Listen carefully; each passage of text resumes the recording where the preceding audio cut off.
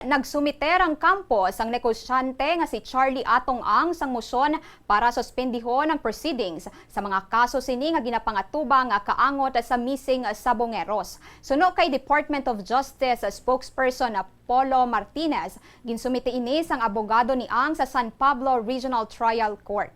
Nahanungod ini sa kaso nga kidnapping with homicide kag kidnapping with serious illegal detention. Bangod diri ginpaiway anay sang korte ang pagpagwa sang warrant of arrest kay Ang matapos ang pagsumite sini sang mosyon. Suno kay Prosecutor General Richard Fadulion, ginpangabay sang korte ang mga respondent nga magsumite sa mga dokumento na hanungod sa kaso bilang counter affidavits.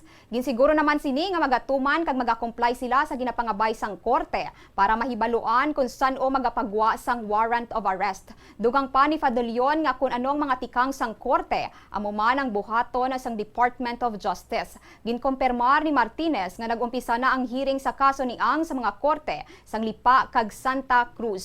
Nahibaluan nga ginanunsyo ni Interior Secretary Junvic Rimulya nga magadugang sila sang 10 million pesos nga reward para sa makatudlo kay Ang nga una niya nga gintawag nga number 1 most wanted person sa Pilipinas. The case of Atong Ang.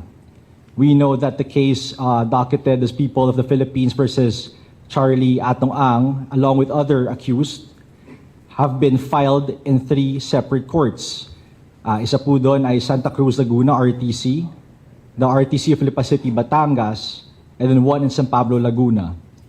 Sa Santa Cruz, Laguna po na case, trial has already commenced. The warrant of arrest was issued, as everyone knows, last January 14, 2026. We informed the public that the issuance of the warrant of arrest was deferred by the court following a motion to defer or suspend proceedings by the accused.